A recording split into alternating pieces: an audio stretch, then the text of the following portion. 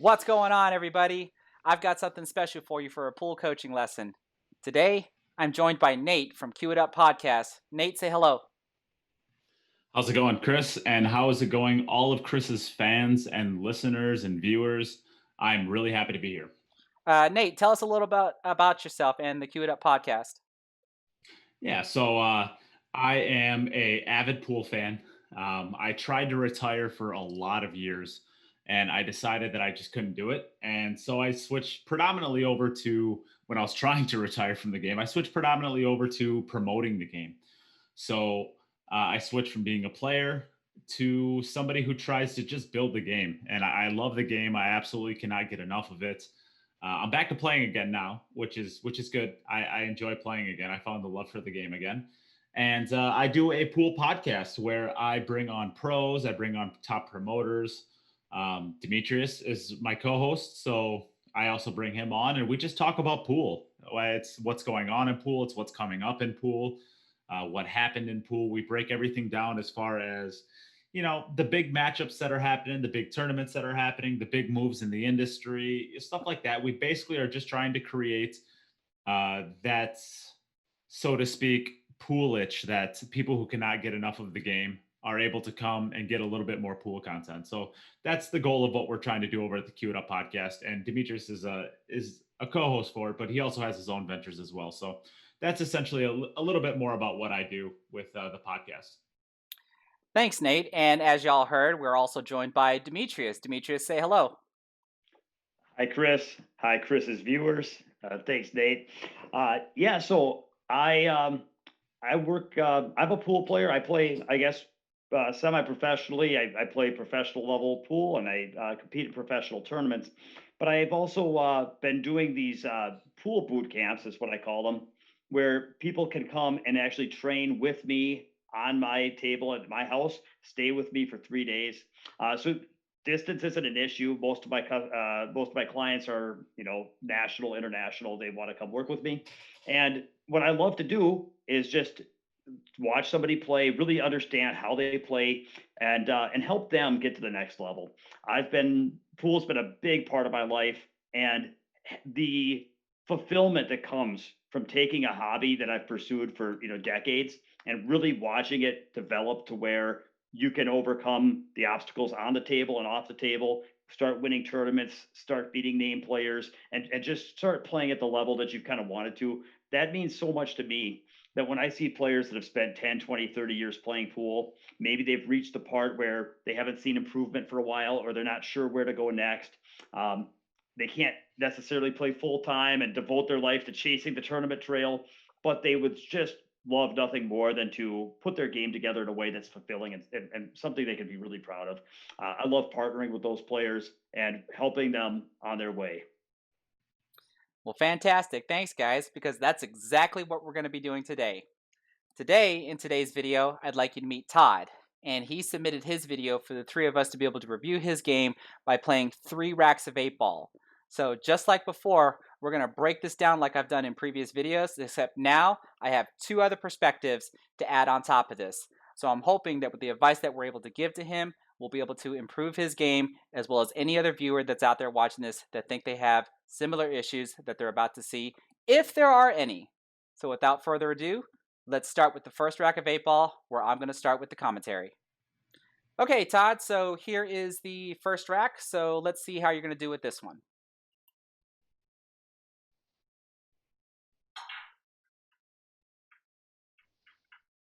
Okay, good center ball break there, or head-on break, I should say. You drew the cue ball straight back. We didn't pocket anything, so that's a little unfortunate. Good break, though. It was a good break. It's got a really good spread on the table now. This is player 2 shooting, so let's see what player 2 is going to start with.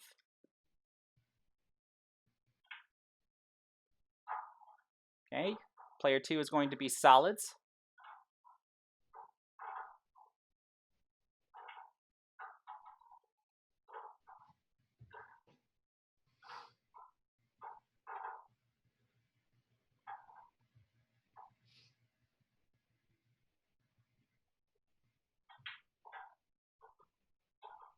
Nice smooth stroke there for that shot.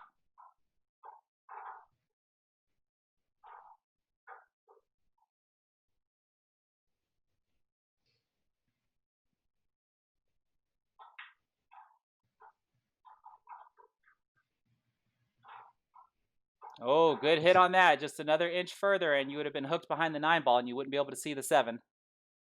You Yeah, have to that's be a getting tight position window for to the hit. 4 here. Yep. Are you going to break and run this? Or rack and run, I should say, because you didn't make anything on the break.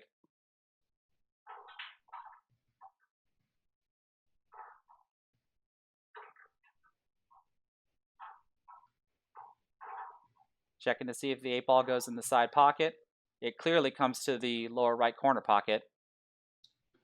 I think I don't want to jump in and take your analysis away, but I would like to see him decide on the 8 ball before that point. I I would agree. like him to know exactly where that's going before then. I agree with that.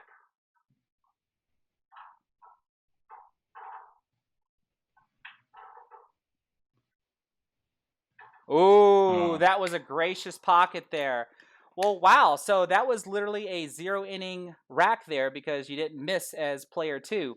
But I do have maybe 1 or 2 spots that I might be able to comment on, and then we'll let Demetrius and Nate add some stuff in there as well. So let's go back and take a look at that. So really, since you ran the table off of your break there, this is the only spot that I really have to comment on, which is your break. It's not because you broke dry. I can't expect that you're always going to be able to make a ball on the break. However, you are using a magic rack, and with a magic rack, you should be able to produce a consistent break to where sometimes the probability of dropping a ball is actually kind of high. The biggest thing that I really want to comment though about your break is this. When you're setting up for what I like to call a power break, you stand up before your shot is even over, and you can see even here where you've put so much follow through that you were able to keep your bridge hand on the table when your cue is actually wanting to pick it up off of the table. And the problem with doing that is depending upon where you actually wanted to hit the cue ball, like it looked like you had some bottom spin on the cue ball. But did you actually hit the cue ball with bottom spin as you're standing up and your cue is starting to come up off of the table as well? Maybe you actually hit it in the center. Who knows? I think at least when I play the rest of the video here that the cue ball did draw back. So that is at least proof that you did hit it with some bottom spin. But again, the problem that I have with this, especially since you are doing a power break, it's just that we have no clue or we don't have a really good idea of where the cue ball is going to end up. So I think it's pretty fair to say that this run out from here started with a luck break. And what I would really like to see more of is a controlled break to where you know the cue ball or you have a pretty good idea that the cue ball is going to land in a certain spot, particularly in the center of the table, to where if you do drop a ball, you're able to see the rest of them. Otherwise, you're not entirely sure what you're going to do at that point there. So all I would say from here is either pull back some of the power, stay down when you actually break, because when you shoot, you don't stand up. So why bother doing it when you're breaking? Other than I know the answer to that is you want power into your break. And you can have power, but have power with control. So I hope that was actually helpful here. I'm going to turn it over to Demetrius for any future or any other comments he might have. Great run out, Todd. Very smooth player. I can see that you're at the level where you've really mastered the vertical access of the cue ball, high, low, stun, and you're using these tools to overcome problems at the table and complete table runs. So that feels very good. I think you're at the point now where it'll help to add some more tools to your toolbox so that you can execute the patterns you want even more often. In this position on this 5 ball, you played the cue ball off the side rail and across table. And I believe you were trying to get position on the 6 ball. However, you shot it with a stun shot. And because you have to cue it a little firmer, and in order to keep the cue ball from picking up forward roll, it actually slid almost behind the 9 ball, which could have ended your run. And even as played, because you came a little far, it forced you to change to a pattern that was a little bit more difficult to complete. So one suggestion I have for you is to, on this shot, to play around with using a rolling ball and straight left spin. And by using left spin instead of below center hit, you can actually achieve the same line, but with a softer hit. And that way you can stop on the far left side of the table, go ahead and fall, getting position on the 6 ball, and then completing your run either 6-7-4 or 6-4-7, as I believe you intended. That's what I saw. Go ahead and work on that side spin when you're cutting balls down the rail. I think you're going to like your results. Nate, is there anything you saw that you'd like to share? Yeah, thanks, Demetrius. So I guess the only thing that I saw, and of course we're nitpicking at this point because he made a fantastic out. He was able to scrap through the rack. He didn't play the exact pattern that I think he wanted at the beginning, but he shows enough resilience with his shot making ability and his cue power to be able to still run out of the rack. So one thing that I like to see in the beginning of the rack, when we're on this 3-ball here, and we're shooting this into the side pocket, I would like to see his cue ball stop right here, or maybe, drift forward just a little bit, but I would like to see it stop here. And you saw the difficult transition he made later on in the rack where he went from this 4-ball over to this rail and down table for the 6 and ended up making a great out from there. But what I would like to see is I would like to see this transition here stop right here. And then he's able to take this 5-ball that's still on the table. When he takes the 1-ball from here and then comes over for the 5-ball, I would like to see these balls stay here because they actually offer an outlet from this 4-ball that's an easier transition to get from this 4-ball to this 5 or this 1-ball as opposed to this 4-ball all the way down table to here for this 6-ball. So I think if we just stop the cue ball right here, it offers an easier transition with this 5-ball and 1-ball here than it is to come all the way down table and put a big stroke on the ball. Kudos for having it. Not many players had that stroke to get to that point. But we would like to keep those tools in the shed if we don't have to use them. And I think keeping the 5-ball here and the 1-ball here offers a better opportunity to really maximize your probability of running out this rack. So that's what I would like to see him do. All right, fantastic. Well, Todd, that's all we really have for rack 1. So let's head on over to rack 2.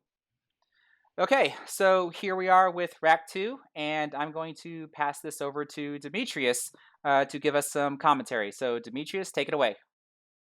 Thank you, Chris. Well, Todd, that's going to be a tough act to follow. Let's see what you can bring with rack 2. Cue ball, a little bit more controlled than last time in terms of not pulling back to the head rail. Looks like another dry break. Okay, see what you do here. Looking initially, it sure seems that the stripes are congested around the rack area, blocked in the side pocket and the corner pockets a little, but you could make either one work. All right, looks like you're going with solids. Pretty big draw stroke. Yeah, kind of got into that funny spot. And I think he can get to the 1-ball. So he played a billiard. Look at that. That was a good shot. Don't think it was the intended shot, but good recovery. Well,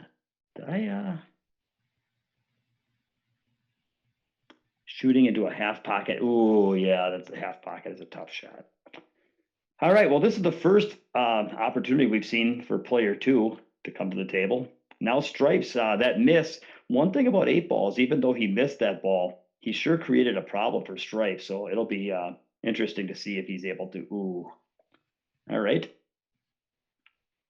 Back to solids. And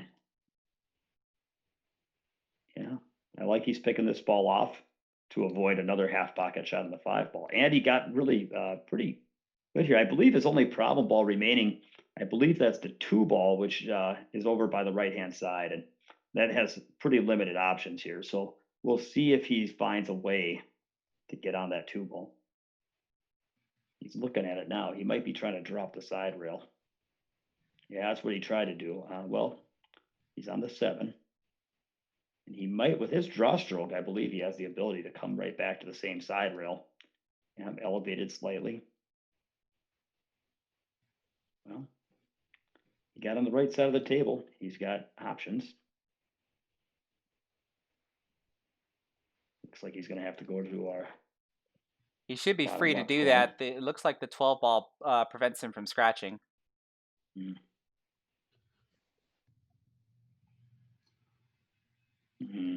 That's a tough shot. Oh, look at this. It's going to be difficult. Let's see how he executes. He might have to be shooting from over a ball. If he does, either that or he's going to be cutting this stripe into the corner here with a pretty thin cut.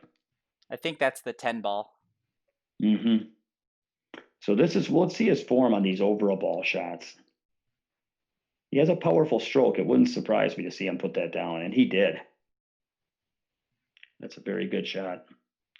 And now he's going to, at some point, navigate those 3 balls that are, I pointed out at the beginning of the rack, were going to be challenging for stripes, and they only became more challenging as the 8 ball is blocking that one of the pockets. But again, it's amazing what a good draw stroke can get you out of trouble. But in this case, it may have gotten him into some trouble. And he played a safety. Okay. I can say that that is the first safety I've seen in any of these types of reviews. I normally wouldn't expect a player that's asking for a review to actually play a safety on themselves. So that's actually awesome. But it looks like he maybe gave up the edge of it. He's looking at it like he can make it.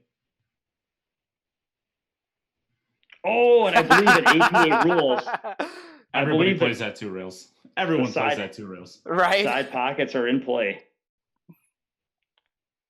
And it's with a sheepish look that he goes ahead and completes rack 2. Everybody plays that. Everybody does it, Todd. No shame in that. Great, Todd. Let's take a closer look at a couple shots. The first thing I noticed is that your cue ball, you play a little on the fast and loose side, and that's fine. A lot of players play fast, but it seems like your cue ball, you've developed some solid tools, and now it's time to start asking for a little bit more precision. For example, when you chose to draw back off the 6 ball, you actually overdrew it behind the 8 ball, which is a little bit of a careless mistake, and it led you to almost being hooked, and you had to make a recovery shot with a carom off the 5 into the 1, which was a great recovery. But what I would suggest is it's time. You're a good enough player. You could say, hey, I need to be somewhere between here and here in order to have some type of shot at the 4, at the 1, or something else. And if you're going to draw back, you can't. I think you're at the stage in your game where you can't just say, I'm going to come backwards and play what I call directional position. It's time that you start playing a little bit more of a zone position and map out, take the time to map out where you need to be to continue your run, and ask yourself to go ahead and put the cue ball there. I know you can have that in you. The other thing I wanted to point out, after shooting solids and missing this ball up in the corner right here, you shot stripes pretty quick. And with stripes, you're faced with a couple of problems. One is you've got some balls that are tied up here on the top end of the table. And the other is that you've got this ball right down here, which doesn't pass. And what happens is when you know you've got some problems to deal with, sometimes it can be a little bit of a distraction if you don't know what your plan is. Now, you went ahead and shot this ball on the side, maybe with the hope of falling on the 9 ball in the upper right-hand corner, but it doesn't look like you were committed. And I wonder if part of that was you didn't really feel optimistic about your chances of running out. If that had been game ball to shoot that ball on the side, would you have missed it? I think maybe these other problems, the unsettled problems, have to be worked out before you start running the balls. And so in this case, I do like your shot selection. If you could have done this, you have a good solution. I just wanted to point it out. And maybe you saw this because you shot that billiard earlier, but this 13 ball can be played off the 4 into the corner. And by doing so, and not on this shot, but later in the rack, by doing so, it would actually open up this cluster and give you a chance to run out.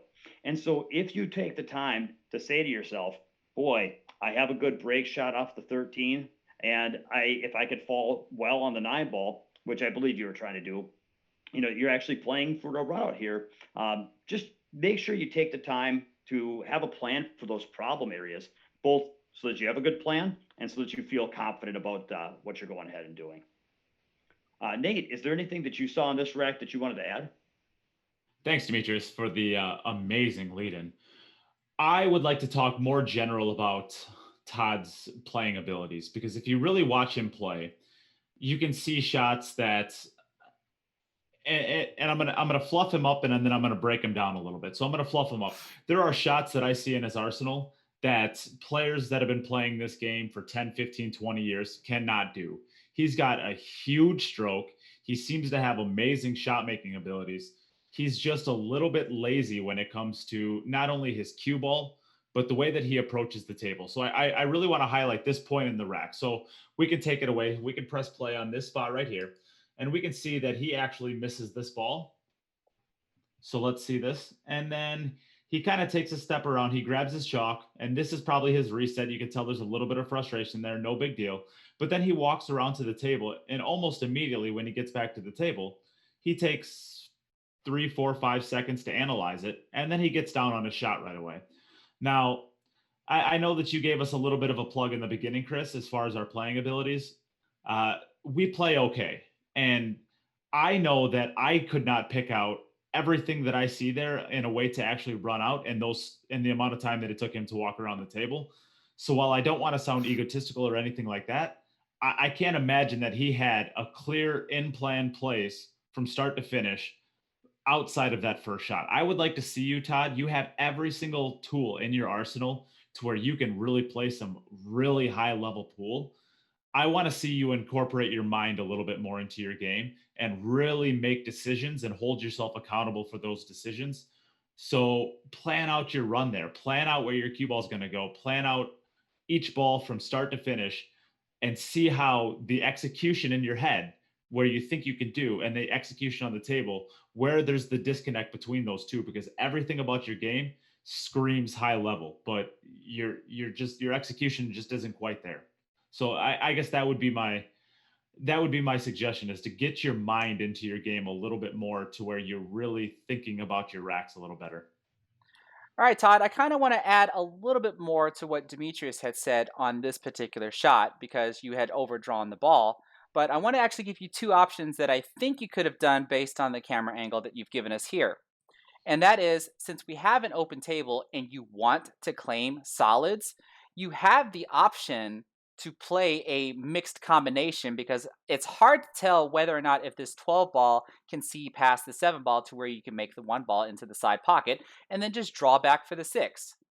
That would be at least the opening shot I think I would have taken that allows for more control. And you don't even have to draw back for the 6 if you don't want to, because the 2 ball gives you access to the 6 ball once you go into the side pocket. The other thing that I think you could have done, if your heart is just set on shooting the 6 ball, just roll it in.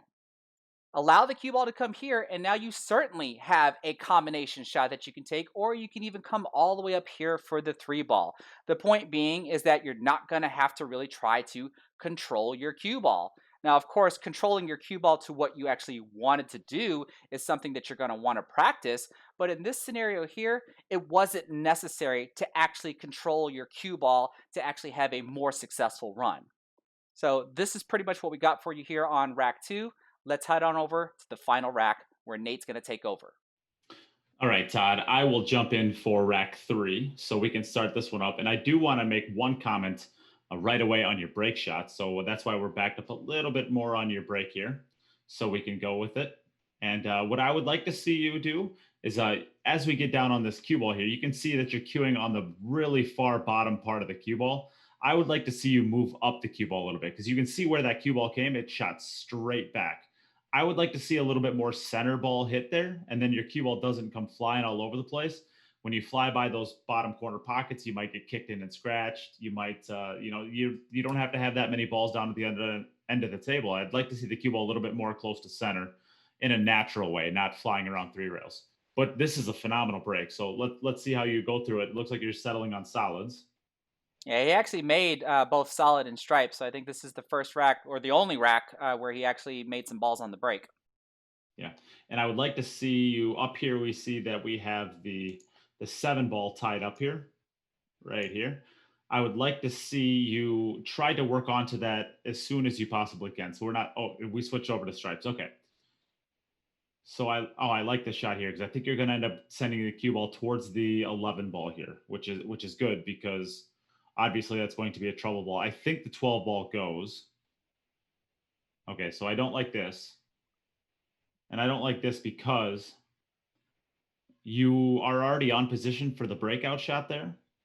And I don't like reinventing positioning when you already have it. So if you already have a shot, don't try to get better, generally speaking. So with your run out, so you missed the bank shot. That's a really tough bank shot, especially when you're trying to do a breakout as well. But I like with your speed. I think that these solids are going to be pretty easy for you. I think the 7 ball is a little tough. You're going to have to take a little bit of thin of a cut on that one. But I like you to run out from here with the shooting that I've seen thus far from you. little bit of a tricky shot here. I think he's going to have to settle for a thin 4.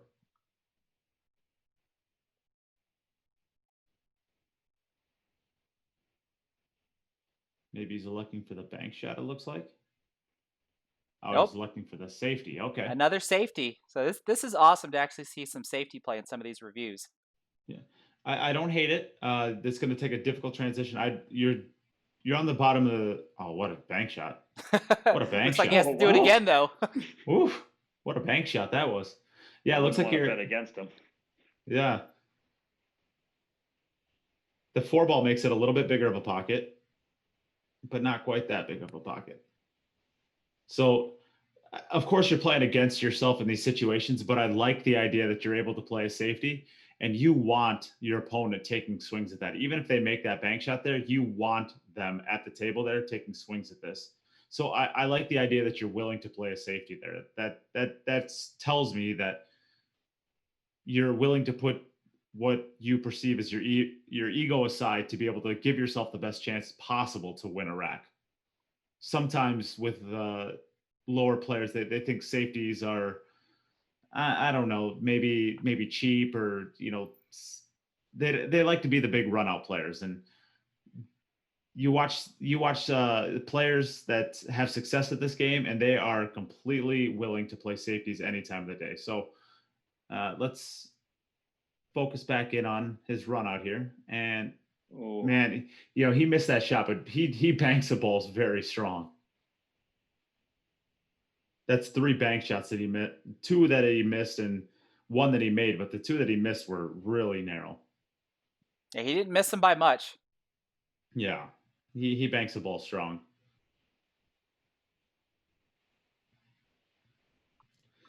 All right, he finishes out the run. Some really good shot making there. Let's take a second to look at some more specific situations.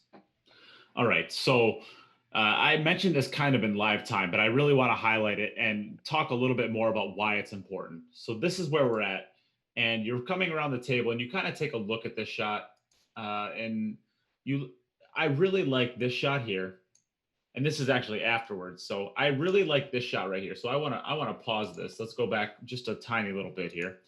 And I want to pause this at this moment so that we can really take a look at what both shots offer. And if you can see on here that if you end up taking this shot, the cue ball is going to naturally drift in this direction. And in an ideal world, we would have a little bit better of a situation here to be able to work with this. But as you can see, the cue ball is going to naturally track towards this 11 ball. The 11 ball should separate down table. The 7 ball should carry them off here in this kind of direction. It's actually a pretty safe break shot as long as you can contact the left side of the 7 ball here. You don't want to contact the right side of the 7 ball over here, because then the cue ball goes with the 7 ball. If we can contact the left side of the 7 ball here, the cue ball should naturally drift up to here. And we see where the 11 ball is going and where the 7 ball is going. We should actually be able to play a pretty controlled break shot to push this 11 ball down towards this rail. The cue ball goes towards this rail. And worst case scenario, you hit a little bit full. Maybe you're actually able to push the 11 ball down to here. And you should have this shot on this 12 ball to maybe come 2 rails back into this area to take a shot at it again. But when you don't take this shot first, so let's get rid of all these little marks and let's start over again. When we decide to start right here and you end up getting your cue ball, as we'll see here in a second, you get your cue ball down to, I can't remember if it was above the 8 ball or below the 8 ball, but it doesn't really matter. You're now taking a bank shot at the same breakout, and you end up missing the shot because you play what's called the cue ball off of a bank shot. So of course you got to bank the 13 ball, but you also got to send your cue ball to here. And what happens a lot of the time when you're shooting shots like this is you play one of the 2 shots. So you either play to make the breakout and then your cue ball comes too wide and you come down into the 1 ball maybe, or maybe you go right in between them and you miss the breakout and then your run out is cooked, or you shoot the cue ball, which is what I think you did, and you get your breakout and that's good. But what happens? You miss this bank shot here. And unless the cue ball ends up at the exact dead perfect spot on this table where you can do both things, you end up forcing one or the other, and you end up missing one of them because of it. So as we'll see, let's watch you let's switch back here. Let's see where the cue ball ends up and how this break ends up. So this is where we're at now. And this is kind of what, so you're below the 8 ball and you end up missing the 13 ball a little bit wide or a little bit short because you're trying to force that cue ball into the line that you know it needs to take. And what I like there is you already had the breakout before. Don't reinvent the wheel. You're not going to get any better than what you have on it right there. So if you're committed to trying to run out at that point, just commit to running out and using the best pattern possible. And I think that's getting the breakout in the first shot. So that's the first thing that I really wanted to talk about. And the second thing that I wanted to talk about is you kind of get, it's more of a general thing, but you kind of get back and forth a little bit towards the end here and you play a couple safes and let's get rid of all these marks so it's less distracting. You kind of play a safety, which is good. I love the fact that you're willing to play a safety in that situation because I think it's the right shot. What I would like to see when you play the safety, you kind of come up just a little bit short of the 8 ball. I'd like to see a freeze on the 8 ball, but that's just an execution error. It's not a picking the wrong shot error. I like that.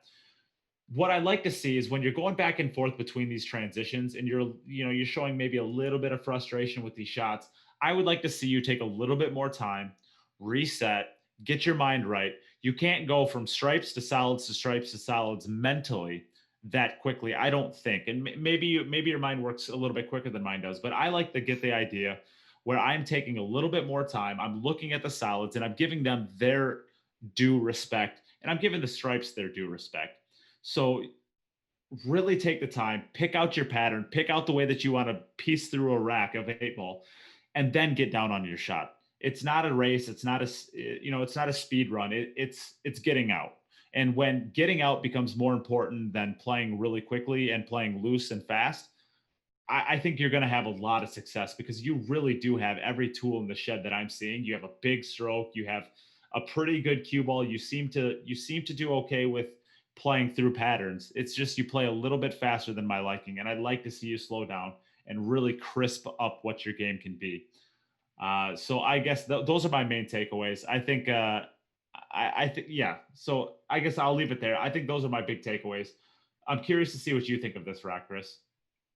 Thanks, Nate. This is actually the only spot that I wanted to comment on here. I was actually pleased to see that you're ambidextrous as you're about to shoot with your offhand here left-handed, since you are a right-handed player. I think what I see here, though, is a very common thing for those that are not fluently ambidextrous in this game here. Since you're shooting with your offhand, you're just doing a center ball hit. And what we saw when you did this here is that you didn't set up for any type of ball. You can see here that after this, you end up having to try to bank the ball. When in reality, all we really needed to do was just throw a touch of right spin. Like literally, just a touch of right spin. You can even use what's called backhand English, where you're just going to move your grip hand here a little to the right, which causes your tip to go, or I'm sorry, a little to the left, causing your tip to go a little to the right. And that should have allowed your cue ball to do something like this and track more towards the 5 ball and be straight in with the 5 ball. That's a very, very simple adjustment that you have to do that you don't really have to compensate for any type of squirt or deflection. But if you are going to shoot with your left hand, I would like to see that you're able to actually apply spin as well. Demetrius, is there anything you'd like to add to this? Thanks, Chris. Yeah, Todd, nothing really stood out too much in this video that I haven't already seen. So I'd like to take a moment just to share my general thoughts on where you're at as a player and what I might recommend for going forward. I think what I've seen from you is that you do have a very powerful stroke, good shot making. It's clear that you spent a lot of time working on pocketing balls, stroking the cue, and being able to strike accurately on the cue ball on the vertical axis, drawing the ball, following the ball, and changing your speed to control your cue ball. I think that the problem you're running into is that you're so good that you're able to solve enough of the problems at hand without really having to get better. So you're having enough success that it hasn't forced you to really improve. And so there's a saying, necessity is the mother of invention. And what I might recommend, since I've only got a few moments to talk to you here through this video, is that you also make time to play a few games that are more demanding in terms of cue ball accuracy and cue ball tools. For example, 9 ball and rotation games are going to be much more demanding on your cue ball. But what I don't want you to do is just throw 9 balls on the table or break and play 9 ball. And when you miss, move on. Because all too often, you're just going to succeed on the racks that you know how to do. And the ones the transitions you don't know how to make, or the runs you don't know how to make, you're just going to re rack and shrug. What I'd really like to see you do is, set up 6 balls and see if you can run them in order. And if you run into a situation where you don't know how to run those balls in order, set them up again the way they were and try different things until you're able to successfully solve. That's going to do 2 things. You're going to learn a little bit more, turn a little bit more from the gunslinger, shoot them all in kind of guy, and kind of help unlock the strategic player that's within you.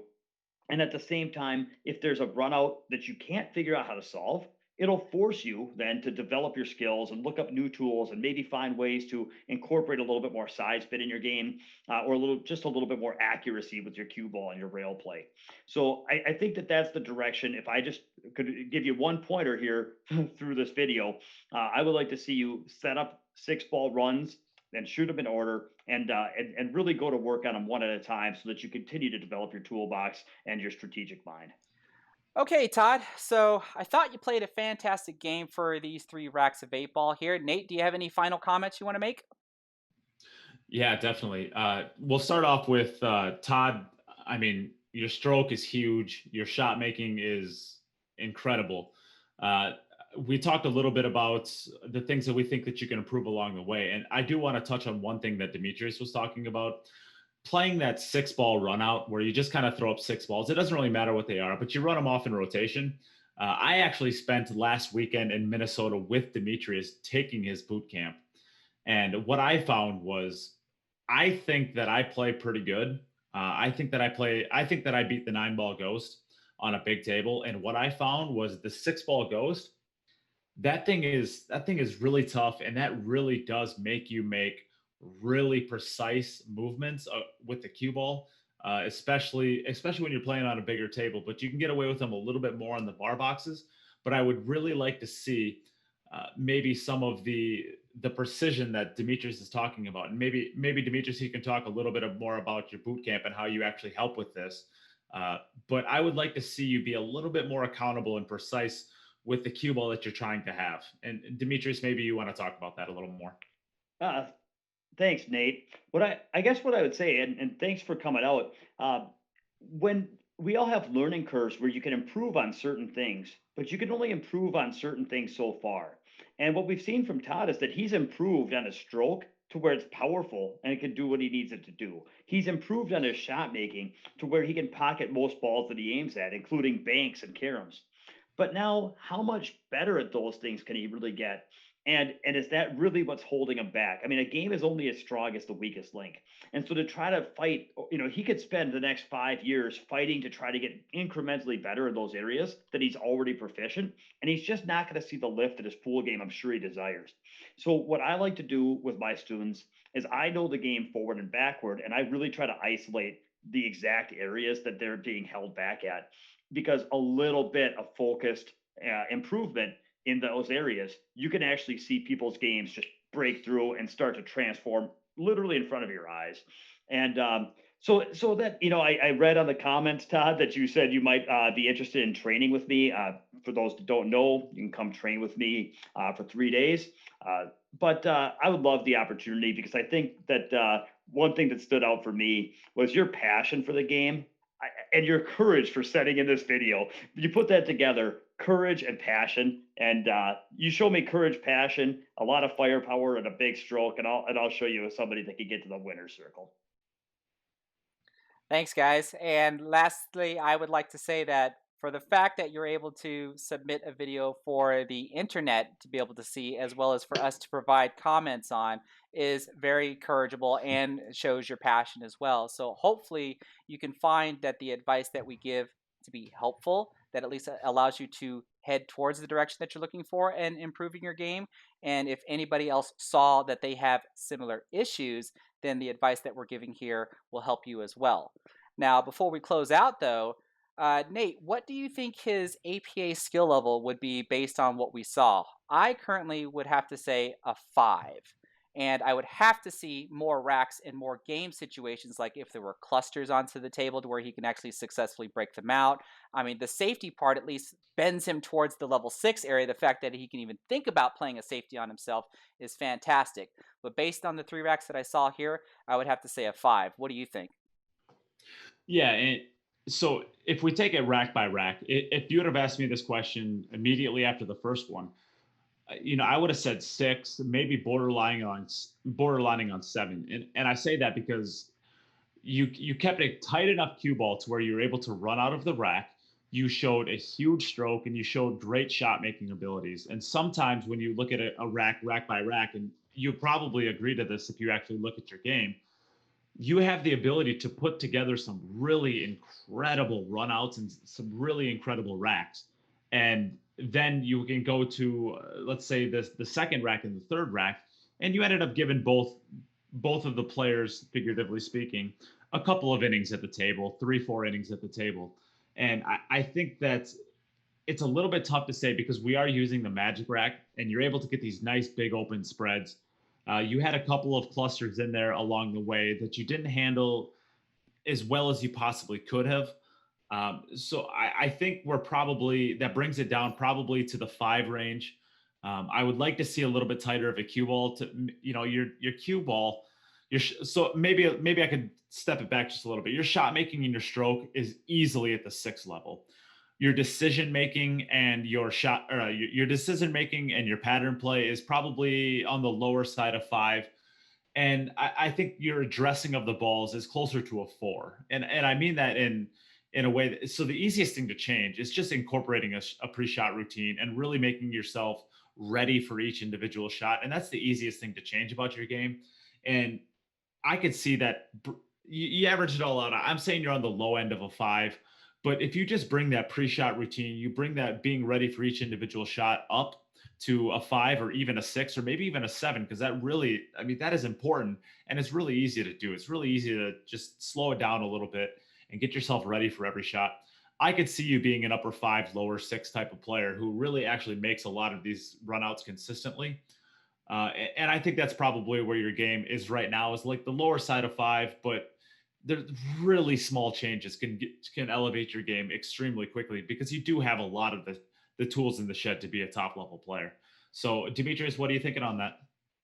Yeah, I think you guys are right, and everything you said is perfectly on point. He has, the stroke and the firepower that is certainly not holding him back, even from the level of a 7. I think that, as you guys said, with the magic rack and the good spreads, we didn't get to see him tested with as many difficult situations. And I do think that based on his rhythm of play and the tools in his toolbox and the way he approaches the racks, I didn't really see him overcome the challenges so much. He seemed to be at the level where I feel he's a threat to run any open table.